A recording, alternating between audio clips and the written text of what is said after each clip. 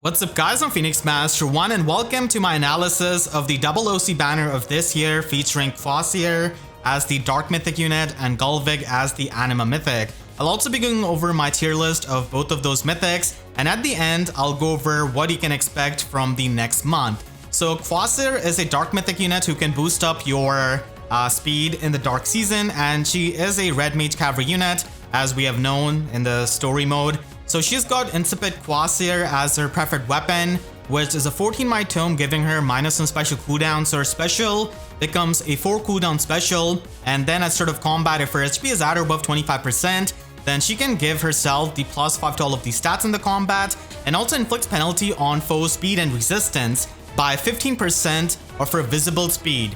So this does mention the speed at the start of the combat, so visible speed is pretty much what is taken. And then she's got full null follow-up built into this weapon, which is amazing for this kind of range cavalier. And she also gets special cooldown charge +1 on both enemies' attacks and her own attacks, which allows her to trigger her special a lot easily. And then she can also get 70% damage reduction on foe's first attack, including the brave hits, on the first combat for that turn. So this also means in the enemy phase, if you're trying to gale force her team, then this damage reduction is going to be there, which is going to be quite a bit annoying because this kind of damage reduction is going to be protecting her against the brave hits as well. So it's going to be a bit obnoxious as a legendary cell-life user. But yeah, this kind of damage reduction is going to be ensuring her survival as long as you don't really have any kind of damage reduction piercing skill or unit. And the thing is that she's only going to be getting the 70% damage reduction on the first combat of that turn,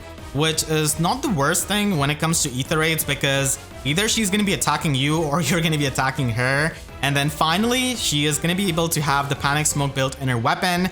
It's more like a better panic smoke, kind of like the panic staff that we have got, because even if Kvasir dies, she's going to be inflicting the panic status on the target and foes within 2 spaces of that target. So pretty stacked weapon, and they've actually improved this weapon from the story mode, and now she also has an exclusive special in Light is Time. So this is a 5 cooldown special, but with her weapon this becomes 4 cooldown, and this does boost the damage by 60% of foes attack when this special triggers. So this is a damaging special, and this is pretty much like a super Ruptured Sky essentially, taking foes attack into the consideration. And then it also has Null Guard built in. So even though the cooldown of the special is high, she is going to be able to trigger this pretty easily because of the Null Guard in this special, and also the fact that she's got special charges in her weapon. So pretty much she needs the enemy to counterattack so that she can, trigger her special on the double. And then finally, if she initiated combat, triggered this special, and if she was able to survive, then she's going to be able to do one of the 2 things. Either she's going to be dancing the ally in 2 spaces with the highest HP and then inflicting gravity on them only if they're ranged. So this is basically like Brave Marianne's Requiem dance, but better because it has got Null Guard built in. It also is a damaging special, and it only gives the gravity status to the ranged allies. It is not going to be giving any kind of gravity status on a melee ally, so that is going to be scary with many of the cavalry units.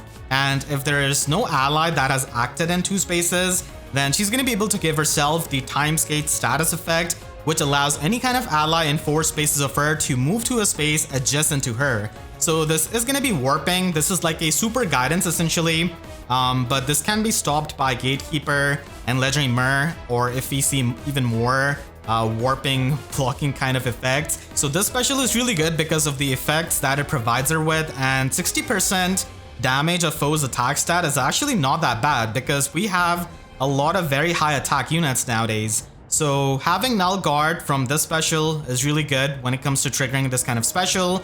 And this one page was just her weapon and special, and the next page is for the passive skills. So she's got attack speed catch 4, which is definitely pretty outdated. There are a lot of better skills that you can run. And then she also has the tier 4 version of Lull Speed Resistance, which is pretty good in the Dark Season because there is going to be Peony in pretty much every team for the visible buffs. And because Embla is a Dark Mythic, a lot of people do run visible status effects. So having this kind of Lull skill is pretty nice. And then she also has a new Slotsy skill for the ranged cavalry units, which is amazing because they were not allowed to get the Alarm skill. So this is going to be a pretty good skill for many of the ranged cavaliers. and Insight attack speed is basically like a better version of a Rouse skill. So at start of turn, if the number of allies adjacent to unit is less than or equal to 2, then they're able to get +6 attack and speed buff and also get the Incited status for 1 turn. And if the number of allies near them is less than or equal to 1, then they can get additional +3 attack and speed in the combat.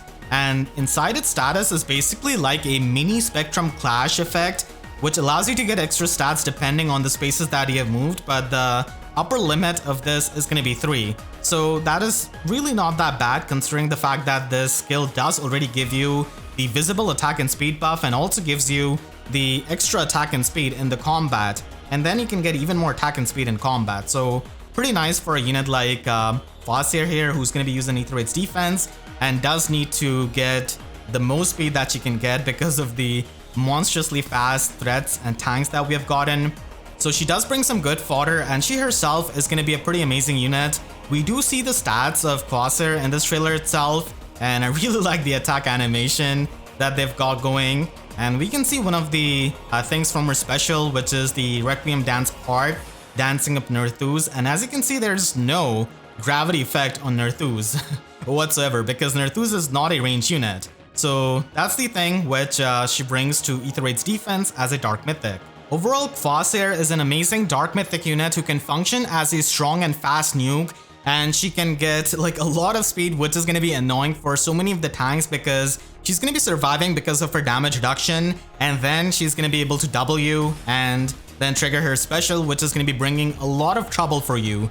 And she also provides the utility with her special to the allies of her team, either by dancing them up or just by enabling the warping.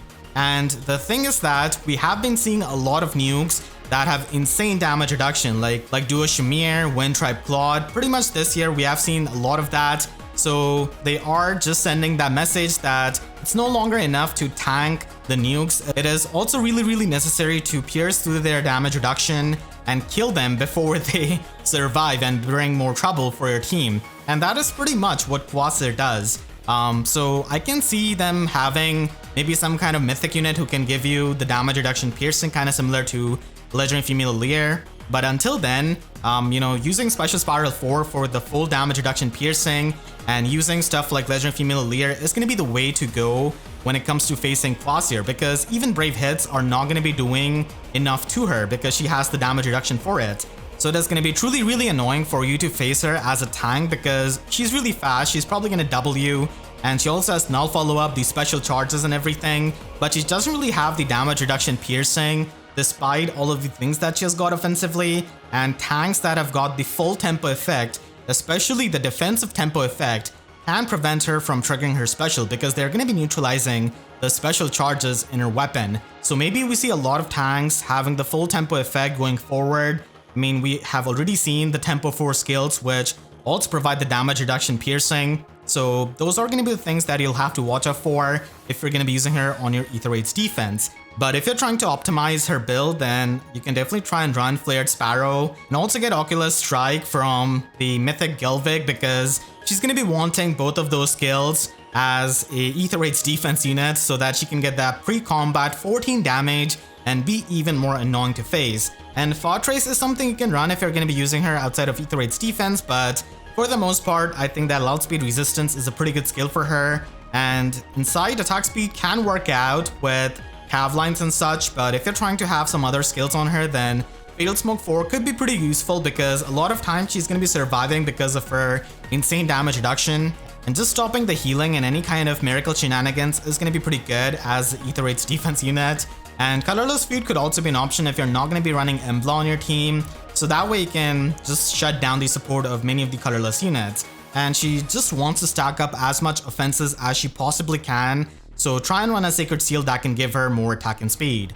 Now let's go over my tier list for the Dark Mythic units, and it has been exactly a year since we have got a new Dark Mythic, and I think that Kvasir is still a really solid tier 1 Dark Mythic, even though like she's not gonna be as meta influential like Embla was on her release, but just the fact that she is a modern unit who's really fast and has got a lot of damage reduction she can function in a lot of teams, and because of her movement and all of the things that she has got, she's definitely going to be really good. And then in tier 1, I'm also going to be having Medius, because if you have a low threat range team, then you're going to be getting cooked by pole towers. So Medius is there to protect your team from that, and he can also function as a tanky frontliner, but still the nukes that we've gotten are just so insane that it can be hard for him to survive. And as it is, Rattlecatcher teams are not as strong as before, because we have gotten the Ruse Force guilds, which provide the Schism status. So we're not going to be seeing Rattlecatcher teams all the time, which have low threat range. You're also going to be seeing a lot of high threat range teams like Cav lines and Flyer lines, where Medius is really not going to be doing much. But there, Embla is definitely going to be doing her thing because of the feud status that she can inflict, and she can just stop the save scales and also a lot of the drive effects and the drive support which you can give to your Omni tank. So even though she is a year old, she is still, got that kind of support, but unfortunately her combat has definitely aged, so she's really not going to be taking things out. And nowadays, because we have a lot of insane roll compression, it does feel like Embla is missing something nowadays, which is just, crazy. In tier 2, I would put Bramimon, because they've got an amazing weapon refine and remix, and especially with magical null follow-up and tempo 4 skill, Bramimon can just shred through the damage reduction and be really annoying enemy to tank. And of course, Impenetrable Dark is the OG feud skill, so there Bramimon is going to be having a good time nuking. But again, like I said before, Rattlecatcher teams are not at their peak, and that's where Bramimon really shined in my opinion. But still, Bramimon can function as a really good nuke. And then we've got Yune or Yune. She is amazing for the annoying factor with her Slotsy skill, which can result in debuffs and panic. And she can just force a lot of tanks to, get the debuff neutralization from Peony and be like 3 spaces away from an ally. Now, not every unit can stay like 3 spaces away from their allies, because many times you need an ally in 2 spaces for your weapon to function in the enemy phase. So Yune can really catch those kinds of enemies despite the debuff neutralization status that Peony can give. But still, like, Yune is going to be taking the debuffs from the allies that are within 2 spaces. And we've also got Duo Sanaki, who's extremely powerful and can pierce the damage reduction and just cause a lot of carnage with the same concept. So Yune is going to be amazing with Duo Sanaki for sure, especially on many of the high threat range teams. And she's going to be available in the Hall of Forms next month, so it is something that you can keep in mind. And even though she's not at like the peak of the Dark Mythics and she doesn't really have damage reduction piercing like Bramimon, she can still function as a pretty annoying unit many times for many of the teams, so can be helpful. And then in the middle tier, I would have Note, who's mainly useful in like Cav lines until she gets some kind of really good amazing remix and refine, but mainly she's going to be used in the Cav lines for the Pathfinder. And Cav lines have definitely improved quite a bit, because the Cav nukes that we've gotten nowadays like Duo Shamir, Duo Sanaki are really solid and can survive hits and also just hit really hard. So the overall nuking has gone up, so there she can help them. And then in tier 4, I would have Triandra, who's going to be getting a remix and refine in February. So she is going to be, waiting for that, because until then, you can just try and use many of the other dancers that are just better than Triandra and don't really get baited as easily. So she's going to be chilling in tier 4 until then. And we also have Hell in tier 4, because even though she did get a refine and remix, I wouldn't really say that it's going to be the best thing for her for Ether 8's defense. I think that she works a lot better outside of Ether 8's defense. If only she had like the super guidance of Legendary Lincia, that would have been insane, but unfortunately she doesn't. And even though she's a lot better now, it is still going to be a bit hard for you to slot her in comparison to all of the Dark Mythics above her. And in the last tier, I've got Sothis with her own tier, because she truly deserves it as a Dark Mythic unit, unfortunately, because her combat is really outclassed and she provides no support. She's also going to be available for Hall of Forms, I think, depending on the reruns, but yeah, she's really not the kind of Dark Mythic you want to run if you want to be competitive in Ether 8's defense. Gullveig is also something that a lot of people expected, and honestly I expected her to be like a Legendary unit, Earth Legendary to be specific, but she ended up being an Anima Mythic unit. And not long ago we got a really good Anima Mythic in Freyr. So she's an Anima Mythic who can boost up your speed, and both Kvasir and Gullveig boost up your speed. but she does it in the Anima season, and she's a colorless Mage Cavalier like we have seen in the story mode. So she also has an upgraded weapon from the story mode, which gives her better effects and has better conditions. So she has got Quietus Gullveig as her preferred weapon, which gives her -1 special cooldown. And if she initiates combat, or if the HP of foe is at or above 75%, then she can get +5 to all of her stats, and also gets even more attack and speed in combat depending on 15% of her visible speed stat. And she can also get the full null follow-up effect out of this weapon. And then, just like Kvasir, she also gets 70% damage reduction on foe's first attack, but this is only given to her in the player phase, and this is not going to be protecting you against the brave hits. So that way it is a bit of a downgrade when it comes to comparison with Kvasir. So the damage reduction is useful, but there are going to be a lot of brave attacking units that are just going to be able to kill her, unlike Kvasir. And she's also able to heal up 7 HP after the combat, and she also gets the Gale Force out of this weapon itself. So that is going to be amazing because that allows her to get an extra action, but in exchange she is going to be inflicting the gravity status on herself and any kind of pair up cohort. And this is not going to be triggering for 2 turns after triggering, so it's pretty much similar to Brave Gullveig that we have seen before, and if you've used her. And she also has an exclusive special in Time is Light. So this is a 3 cooldown special which becomes 2 cooldown with her weapon, and this does give you the damage based on 45% of her speed. And it also has Null Guard built in, so it is going to be making it pretty easy for her to trigger this special if she's going to be doubling an enemy which can, retaliate back to her. And because this is a lower cooldown special, it can even be pre-charged, but there's of course the Drive Scowl of Veil, which you'll have to watch out for. And if she initiated combat and triggered the special, and if she's able to survive, then she gets another Gale Force and gets the gravity on herself. So this is basically making her a 3 action ranged cavalry unit, which is absolutely insane. I mean, we did have Edelgards with the 3 actions, but having a ranged unit, especially a mage, is really powerful with 3 actions, and she is going to be having a lot of damage reduction with that kind of weapon. Not to mention the pre-combat damage that you can now get with stuff like Flared Sparrow and the new Oculus Strike is going to be pretty insane. So I really wish that she was an Aether Raid's offense unit, because having multiple actions on an Aether Raid's defense unit is pretty much going to be giving you a win more type of situation, which, don't get me wrong, it's going to be helping you because many people are going to be trying to get the sack plays where they let one of their units die, and having a unit like this who can have multiple actions is going to be wiping off multiple units at the same time. So it is going to be making them, a lot more hesitant to take that kind of match. So it is useful, but as someone who uses a lot of player phase strategies and uses a lot of Brave Gullveig, I would have loved this Gullveig to be an Aether Raid's offense unit. And if you've used any kind of Edelgard before with Raging Storm, then you know that whenever both your Raging Storm and Gale Force is triggering, then Raging Storm is going to be taking the priority. And that is going to be the same thing with her special. If she can trigger both Gale Force from her weapon and her special, then the special is going to be getting triggered first, and then her weapon. So that's the priority that you can keep in mind. And she does come with Flared Sparrow just like Brave Gullveig, and she can stack up even more pre-combat damage with the tier 4 version of a Poison Strike skill, which is just so amazing now. So in the player phase, you're able to get 7 pre-combat damage before even you land your first hit, which is kind of similar to the damage that you get from Flared Sparrow and also the Divine Flame terrain. So this is going to be giving you that and stacking up with Flared Sparrow, and it also inflicts -4 speed and resistance debuff on the foe in the combat, and also gives you true damage based on 20% of foe's resistance. So this is a pretty nice lobby skill, and I think that this is probably going to be restricted to the magical units because this is targeting the resistance. We'll have to see in the data mine, but this is going to be a really strong skill with all of the pre-combat damage that you can get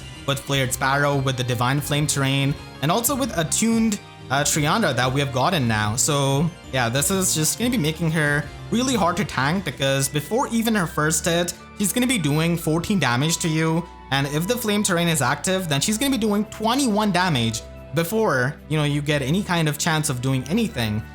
So that is going to be just a lot of damage, and you're probably going to be seeing her on flyer lines where you're going to be having stuff like Attuned Triandra, which just makes it so that she's able to get like 28 pre-combat damage, which is ridiculous. And keep in mind that Attuned Triandras pre-combat damage does stack up.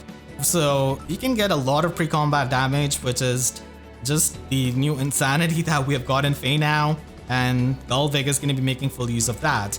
For her slot C, she has got Defense Res Smoke 3, which is pretty alright as a cavalry unit for setting up the Pathfinder for your allies, but there's definitely other things that you can run in her slot C. Overall, Gullveig is going to be an amazing Anima Mythic because she can nuke with a lot of the pre-combat chip damage, especially if you run her on a flyer line with a tuned Triandra, and she has got 3 actions, so if she can survive, then it is going to be a lot of trouble for the enemy, but it is not going to be as hard for her to get taken out compared to Kvasir because she doesn't really get damage reduction against the Brave hits, and she is going to be susceptible to a lot of the Brave attacking units like Ninja Camilla, Altina, who's an Astro Mythic herself, and then Legendary Seliph, for example, and that's why I think that Hardy Bearing can be a really good Sacred Seal for her because there can be Vantage units like Altina and Ninja Camilla that can be used against Gullveig, so it could be a good Sacred Seal, and she can easily fit on many of the Cav lines in Aether Raid's defense and also Flyer lines for the Anima season. And Flyer lines is something that has been picking up as we go on with the game because Flyers have been getting ridiculously powerful with Legendary Hinoka and then Tea-Time Lysithea and Brave Gullveig and also Windtribe Claude, of course, who cannot be missed. And Windtribe Claude can easily be run to counter Veil with Blue Feud as the slot C skill. And even though Gullveig is an Aether Raid's defense unit, I think that she is going to be really ridiculous in Aether Raid's offense for the Chaos season, which is going to be coming up as of making this video. She can just kill like 3 enemies on the opposing team and then just run away. And you've got your allies to support her, so she is just going to be insane for that. And of course, also in the in-game content, she can pretty much clear any kind of content because of the pre-combat damage and the offensive prowess that she has got, and you're not going to be seeing optimized kits on these generic foes that are going to be there to pierce through her damage reduction. So if you're a casual player, then I think she's going to be a lot of fun for you, but she can also cause a lot of distress in Aether Raid's defense if you're trying to tank her and if you don't really have damage reduction piercing. And like I mentioned before, her survival is not as good as Kvasir, so it is going to be a little bit less annoying for you to face her if you've got the right tools, because if she dies, then she's not going to be getting the 3 actions.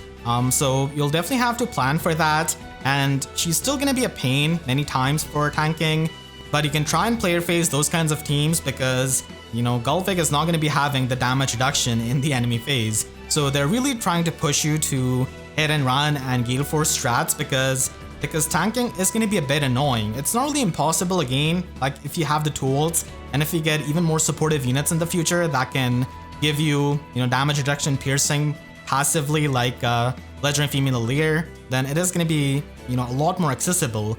But right now you can still try and run Special Spiral 4 on your save tanks when it comes to the Anima season tanking because like Brave Korin can try and live a lot of these nukes and then retaliate back with damage reduction, piercing, armored flow, which is going to be taken care of, Gullveig and a lot of the threats which do have these kinds of damage reduction in their player phase.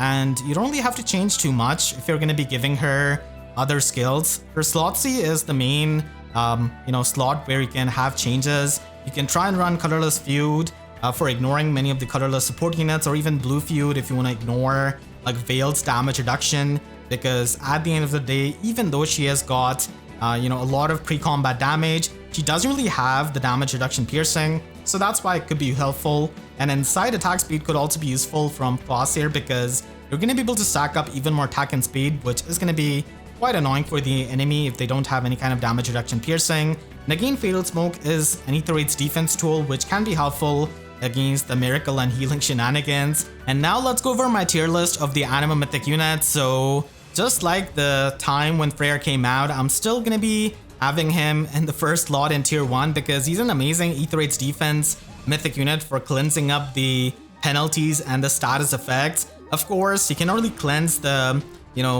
guard status from the root skill of Haether or the schism status, which is gonna be weakening up the Battle Catcher teams, but still, Freyr is an amazing mythic on your defense because of the things that he can do, and he can be really annoyingly tanky to take out many times and can hit decently hard. So he's gonna be there, and Mirabilis is also gonna be here as a Mythic Dancer who does have the Flyer movement, which means that she can run Guidance 4 or Soaring Guidance. And now we also have the Ploy skills, which Mirabilis can also run if you want to. So being able to run both of those supportive skills is really good for a Dancer, and because she's a Mythic unit and a Dancer, she can basically compress like 2 roles at the same time, which is amazing. And her Weapon Refine and Remix is not the most insane thing, but still, it can be, funnily good because of the flash status that she can inflict. I certainly have been having a good time with her after her remix, so I think that she's also really up there. And then I'm gonna be ending off tier 1 with Gullveig. So Mythic Gullveig is amazing as a nuke with her 3 actions, so certainly a problem if you don't really kill her, but you're probably gonna be running into Special Spiral 4 safe tanks after her release, as many people use her, and she doesn't really have the protection against the brave hits in form of damage reduction. But I don't really think that she is to be underestimated because 3 actions and the pre-combat damage is quite a lot and can be quite annoying for tanking. And then in tier 2 I would have Arvel. So Arvel is going to be a pretty amazing ranged nuke who can pierce through damage reduction, and because of their resistance they can also run the Ploy skill if you really want to. So that is another unit who can do multiple roles at the same time. And even though Arvel has fallen off a bit, I still think that they are pretty amazing when it comes to nuking, and also even AoE nuking if you're going to be using them in Summoner duels. And then I've got Fomortis ending off tier 2, and Fomortis has also fallen off quite a bit because the modern nukes nowadays can just kill Fomortis really easily, especially if you're running far save on Fomortis. So running near save is the way to go if you're going to be using him in Aether Raid's defense, because he has a lot better time as a near savior compared to taking on the range threats that can just obliterate him. But still, again, role compression is going to be a thing, being a mythic and a save unit at the same time. In the middle tier, I would have Thrasier because she's decent and can give the exposure utility with her remix, but as you have seen before, the 2 mythics above her in Mirabilis and Arvel can also run Ploy and do even more things at the same time. And the tier 4 version of the Ploy skills can inflict the exposure status on the enemies. And the condition is a bit different for Thrasier, but still she does have the lack of damage reduction piercing. And nowadays the tanks can get really fast, so it can be quite hard for her to keep up. In tier 4, I'm going to be having Duma because still he has got the upheaval and he has improved since Prayer can protect him from Elimine false starting and stopping his upheaval, so he can snipe the offensive structures of the enemies and also do the upheaval damage, which is even better now because we have got a lot of pre-combat damage, clearly with stuff like Gullveig, Flared Sparrow, Attuned Triandra, so that can help. And then Lif also had his Refine and Remix, and he can function as a melee nuke and pierce through the damage reduction, but obviously not going to be as good as many of the mythics that are above him. And in the final tier, I'm going to be having Saros here. She's likely going to be having a Refine and Remix in mid-2024, so a bit of time until she gets that. Until then, it's going to be definitely pretty hard for her as an Anima Mythic unit compared to a lot of the Anima Mythics that we've gotten. And the final unit is going to be Oter, which definitely makes me sad, but unfortunately, he doesn't really provide any kind of support, and his combat is really not enough in the modern times with that brutal shell. So unfortunately, he's going to be chilling here with Saros, and unlike Saros, Oter has to wait even longer for his Refine and Remix. Overall, this banner is going to be giving you amazing value on the red color and also in colorless because Kvasir is going to be color sharing with Legendary Yuri and Fallen Female Pilot, both giving you some amazing fodder and both can function as good units. Though I would say that Fallen Female Pilot has definitely an uphill competition being a sword infantry unit, but still, she has got that kind of speed vantage going for her. And then in the colorless pool, we do have Fomortis and Legendary Guinevere. And even though Legendary Guinevere is not the most insane, she can still be pretty good as a tech option. And Fomortis is another Anima Mythic color sharing, so it can be helpful if you're trying to get the merges. But usually on these kinds of defense mythic units, they're not going to be rewarding you as much compared to the offensive mythic merges because offensive mythic merges directly contribute to your score. And most players should be focusing on that. If you're a whale or dolphin, and if you've already completed the offensive mythic merges, then I guess sure you could go after the defensive mythic merges. And then green pool is also really good because it has got 2 of the best Astro Mythics in Sather and Haether. And Haether especially has got a new tool in the Ruse 4 skill, which can disable the Brattle Cat Rare teams. So she's gonna be amazing, and even though we have got the Ploy skills, Legendary Robin can still function as an amazing support unit with that grand strategy, especially in something like Summoner Duels, where Ploy is not gonna be seen as much. I think that blue pool is gonna be a bit underwhelming for many people because Legendary Sita does bring down the overall value, but still, Nerthus can be an amazing Gale Force unit in the light season, and Nature can also be a really good fast Beast Cavalier.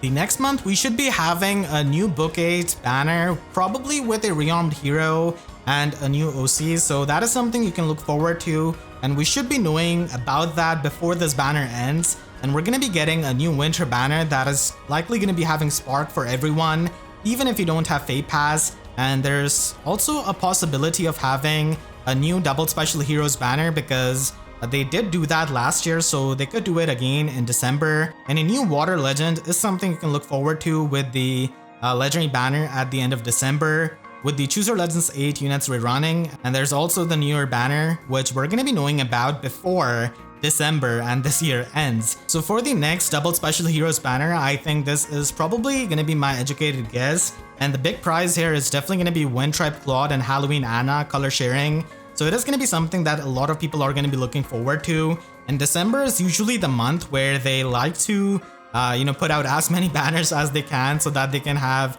a much better chance of having the revenue go their way, because a lot of people spend money in December because of holidays and then Christmas and New Year and everything like that. So we could probably see that, and they could put even Tea Time Lasithia and Kagero together if they really want to.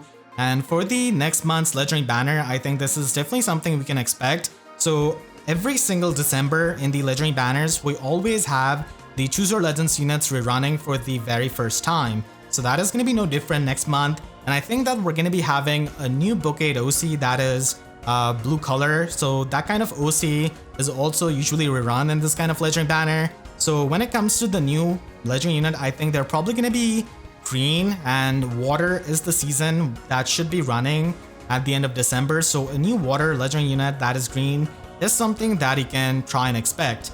And they are going to be having pretty amazing color share with Brave Soren and also Legendary Female Lear, really two strong units who also provide amazing fodder. Now this is as much as I usually go over the next month's Legendary banner in my videos, but December is a different month because, like I mentioned before, they usually try and double down on banners and especially characters that they can try and get revenue out of.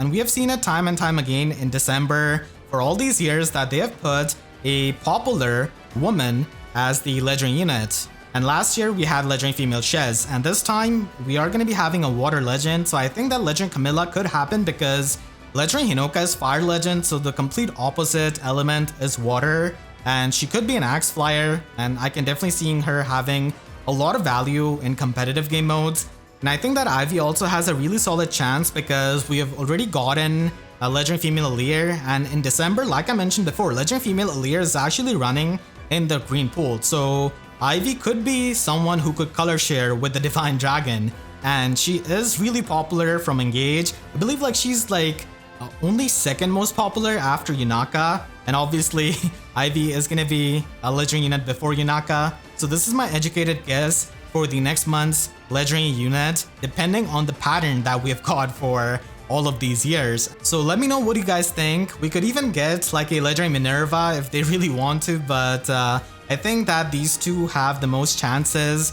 seeing as the units that we've gotten before. And I hope you all enjoyed this video. Make sure to share this video with your friends who are trying to summon on this Double OC Mythic banner. And if you did enjoy, then make sure to leave a like and a comment, helps tremendously. And if you really enjoyed, you could always support me directly by using super thanks down below or by becoming a YouTube member. And for more FEH videos, make sure to subscribe and hit the notification bell, because YouTube sub boxes are about as functional as my boy Fafnir, still waiting to get released. So with that said, I'll see you guys next time. Thank you so much for watching and have a great day.